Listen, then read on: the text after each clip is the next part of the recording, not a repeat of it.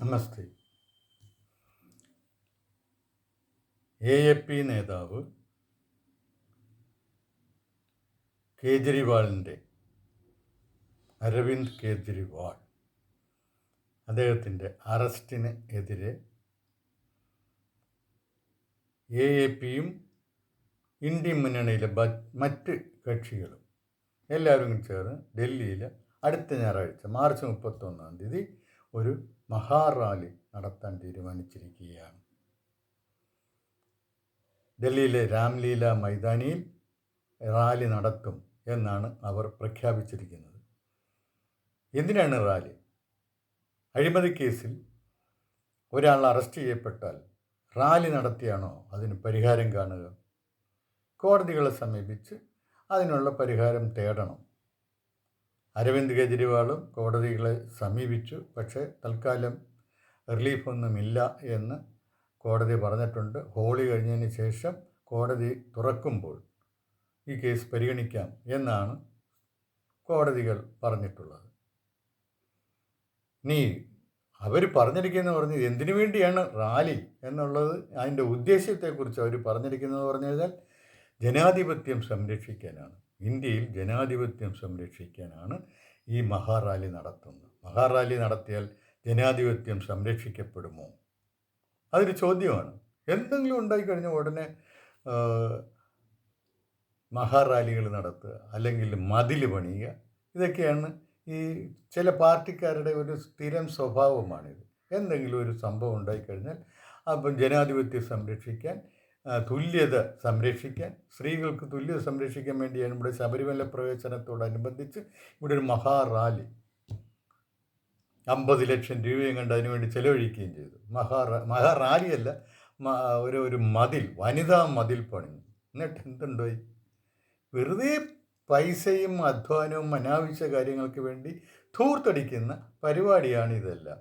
അതുപോലെ ഈ മഹാറാലിയും ജനങ്ങളുടെ അധ്വാന ശക്തിയെ, സമയത്തെ, പണത്തെ ധൂർത്തടിക്കുകയാണ്. കാരണം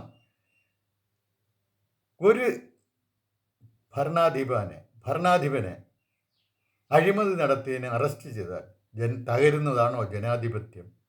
തകരുമോ ജനാധിപത്യം? അപ്പോൾ ജനാധിപത്യം എന്ന് പറഞ്ഞു കഴിഞ്ഞാൽ അഴിമതി നടത്തുക എന്ന് പറഞ്ഞു കഴിഞ്ഞാൽ ഈ ഖജനാവ് കൊള്ളയടിക്കുക എന്ന് പറഞ്ഞു കഴിഞ്ഞാൽ രാജ്യത്തിനെതിരെ പ്രവർത്തിക്കുക, രാജ്യത്തെ ഭരണവ്യവസ്ഥയ്ക്കെതിരെ പ്രവർത്തിക്കുക. അയാളെ കയ്യാമം വെച്ച് കഴിഞ്ഞാൽ ഉടൻ ജനാധിപത്യം തകരും. അതുവരെ ജനാധിപത്യത്തിനൊരു കുഴപ്പമില്ല. സുഖമായിട്ട് അഴിമതി നടത്താനും അത് പൈസ ഉണ്ടാക്കാനും പൊതുധനം, പൊതുമുതൽ ധൂർത്തടിക്കാനും അല്ലെങ്കിൽ ദുർവിനിയോഗം ചെയ്യാൻ ധാരാളം അവസരം കിട്ടിയാൽ, സുഗമമായി അതെല്ലാം നടത്തിക്കൊണ്ടുപോകാൻ കഴിയുകയാണെങ്കിൽ അപ്പോൾ ജനാധിപത്യത്തിന് ഒരു കുഴപ്പവുമില്ല. ജനാധിപത്യം വളരെ കൊള്ളാം. പക്ഷേ ഒരു കള്ളനെ അറസ്റ്റ് ചെയ്താൽ ഉടൻ ജനാധിപത്യം തകരും. ഉടനെ എല്ലാവരും കൂടെ ചേർന്ന് ഈ സമരമാണ്. അതുപോലെ തന്നെ ജനാധിപത്യം തകർന്നേ എന്ന് കോറസിൽ ഇങ്ങനെ വിളിച്ചു പറയുകയാണ്. ഇതിൻ്റെയൊക്കെ അർത്ഥം എന്താണ്? ജനങ്ങളെ പറ്റിക്കലല്ലേ? ചിന്തിക്കുന്ന ജനങ്ങൾക്ക് ഈ നിങ്ങൾ പറയുന്ന കാര്യങ്ങൾ ബോധ്യപ്പെടുമോ? കേജ്രിവാൾ അഴിമതി ചെയ്തിട്ടുണ്ട്, അതാണ് ആരോപണം. EDയും CBI ആരോപിക്കുന്ന അതാണ്, അഴിമതി ചെയ്തിട്ടുണ്ട്. അപ്പോൾ അഴിമതി ചെയ്ത ഒരാളെ 9 തവണ സമൻസ് കൊടുത്ത് ചോദ്യം ചെയ്യാൻ വിളിച്ചിട്ടും ആ ആരോപണങ്ങളെക്കുറിച്ച് അന്വേഷിക്കാനാണ് ഈ സമൻസ് കൊടുത്ത് വിളിപ്പിക്കുന്നത്. അതിന് പോകത്തില്ല. അവസാനം ED വന്ന് അറസ്റ്റ് ചെയ്തുകൊണ്ട് പോയി.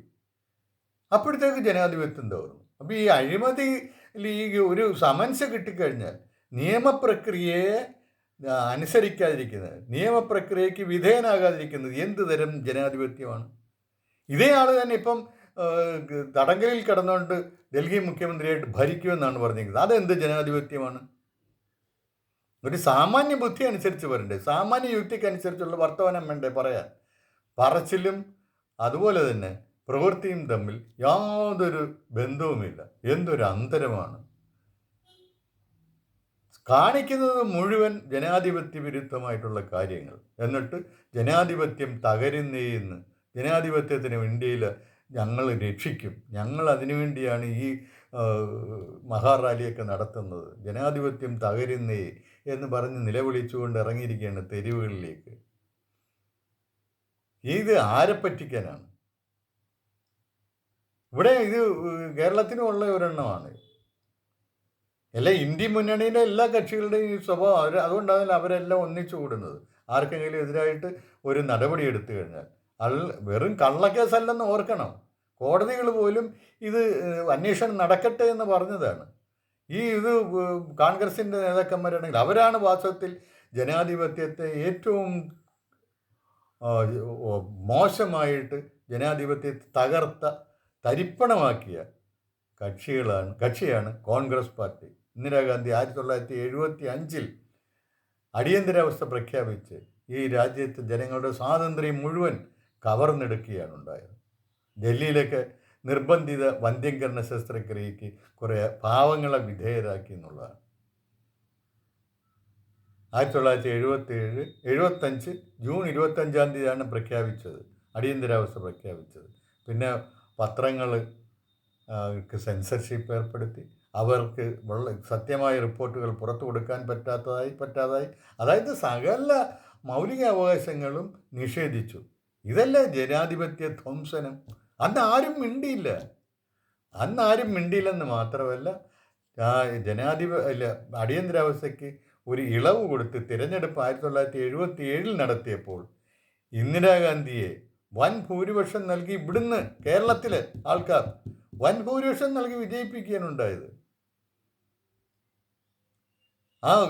CPIയുടെയൊക്കെ കാപട്യം അറിയണമെന്നുണ്ടെങ്കിൽ അന്ന് എനിക്ക് നല്ല ഓർമ്മയുണ്ട്. CPIയുടെ അടിയന്തരാവസ്ഥ കഴിഞ്ഞ് ആദ്യം ഇറങ്ങുന്ന ജനകീയം ആഴ്ചപ്പതിപ്പിൽ അതിൻ്റെ മുഖചിത്രം എന്ന് പറഞ്ഞു കഴിഞ്ഞാൽ ഇന്ദിരാഗാന്ധി ചിരിച്ചുകൊണ്ട് തൊഴുതുകൊണ്ട് ഇങ്ങനെ ഇരിക്കുന്ന ഒരു പടമായിരുന്നു. കാരണം എന്താണ്? ഇന്ദിരാഗാന്ധി ജയിക്കുമെന്നും വീണ്ടും പ്രധാനമന്ത്രിയാകുമെന്നും ഇവർ മുൻകൂട്ടി ചിന്തിച്ചുറപ്പിച്ചു. അപ്പോൾ അതിൻ്റെ അടിസ്ഥാനത്തിൽ അവരുടെ വിജയം ആഘോഷിക്കാനായിട്ട് നേരത്തെ തയ്യാറാക്കിയതാണ് ഈ മുഖചിത്രം. ഇത് ജനകം ആഴ്ചപ്പതിപ്പ് ഇറങ്ങിപ്പോയി. അതിനുശേഷമാണ് റിസൾട്ട് പൂർണ്ണമായിട്ടും വരുന്നത്. അത്തരം അടിമ മനോഭാവമുള്ളവരാണ് ഇന്നിപ്പം ജനാധിപത്യം തകരുന്നേ, ജനാധിപത്യം അപകടത്തിലാണ് എന്ന് പറയുന്നത്. അങ്ങനെ എന്തെങ്കിലും ഒരു നടപടി കേന്ദ്ര സർക്കാർ, ഈ BJP സർക്കാർ ഇതുവരെ സ്വീകരിച്ചിട്ടുണ്ടോ? നിയമപരമായ നടപടികൾ കുറ്റക്കാർക്കെതിരെ സ്വീകരിക്കുമ്പോൾ ജനാധിപത്യം തകരുന്നു, ഏകാധിപത്യം വളരുന്നു എന്നൊക്കെ പറഞ്ഞിട്ട് വിലപിച്ചിട്ട് ഒരു കാര്യമില്ല. അങ്ങനെ തകരുന്നതാണെങ്കിൽ, ഒരു കള്ളനെ കയ്യാമം വെച്ച് കൊണ്ടുപോകുമ്പോൾ തകരുന്നതാണെങ്കിൽ, ഒരു അഴിമതിക്കാരനെ അറസ്റ്റ് ചെയ്യുമ്പോൾ തകരുന്നതാണ് ജനാധിപത്യമെങ്കിൽ ആ ജനാധിപത്യം ഞങ്ങൾക്ക് വേണ്ട, ഇന്ത്യൻ ജനങ്ങൾക്ക് വേണ്ട. നിങ്ങളുടെ ആ ജനാധിപത്യം ഞങ്ങൾക്ക് ആവശ്യമില്ല. ഞങ്ങൾക്ക് നിയമം അനുസരിച്ച് ചലിക്കുന്ന ഒരു മെഷീനറിയാണ് നമുക്ക് വേണ്ടത്. അതാണ് ജനാധിപത്യത്തിൻ്റെ മെഷീനറി. അതാണ് ഈ രാജ്യദ്രോഹപരമായിട്ടുള്ള സകല നടപടികൾക്കും സകല പ്രവർത്തനങ്ങൾക്കും എതിരെ ചലിക്കുന്ന മെഷീനറിയാണ്, ഭരണ മെഷീനറിയാണ് നമുക്ക് വേണ്ടത്. അതാണ് ജനാധിപത്യത്തിൻ്റെ മെഷീനറി. അത് സംരക്ഷിക്കപ്പെടട്ടെ. അപ്പോൾ അതിന് പകരം ഈ കേജ്രിവാളിൻ്റെയും ഇന്ത്യ മുന്നണിയുടെയും ജനാധിപത്യം ഇവിടെ വേണ്ട, ഈ നാട്ടിൽ അതിൻ്റെ ആവശ്യമില്ല എന്ന് ആണ് ജനങ്ങൾ മുഴുവൻ ഒറ്റക്കെട്ടായി പ്രഖ്യാപിക്കേണ്ടത്. ഇവരൊക്കെ വലിയ അപകടകാരികളാണ്. ജനങ്ങളെ ചിരിച്ച് കാണിച്ച് സ്നേഹിക്കുന്നെന്ന് ഭാവിച്ച് അവരെ മുച്ചൂടെ നശിപ്പിക്കുന്ന ആൾക്കാരാണ് ഇന്ന് കേരളത്തിൽ കാണുന്നത്. അതുതന്നെയാണ്. എന്നിട്ട് വല്ലവരെയൊക്കെ കുറ്റം പറഞ്ഞുകൊണ്ട് നടക്കുക. ഇതാണ് ഈ കള്ളത്തരങ്ങൾ ജനങ്ങൾ മനസ്സിലാക്കണം. ബുദ്ധിയുള്ള ജനങ്ങൾ മനസ്സിലാക്കണം. അടിമകളായിട്ടുള്ള കുറേ ആൾക്കാരുണ്ട്, അവർക്ക് എന്ത് പറഞ്ഞാലും മനസ്സിലാകത്തില്ല. കാരണം എന്ന് പറഞ്ഞാൽ അവരുടെ തലച്ചോറിൽ ഒരു വലിയ കരിമ്പടം അവർ ആദർശത്തിൻ്റെയോ വേറെ കാപട്യത്തിൻ്റെയോ ഒരു കരിമ്പടം പുതച്ചിരിക്കുകയാണ്. അതുകൊണ്ട് അവർക്കത് മനസ്സിലാകത്തില്ല. അവരെ വിട്ടേക്കൂ. സ്വാതന്ത്ര്യമുള്ള സ്വതന്ത്രമായി ചിന്തിക്കുന്ന ആൾക്കാർ ഇത് മനസ്സിലാക്കണം. നന്ദി, നമസ്കാരം.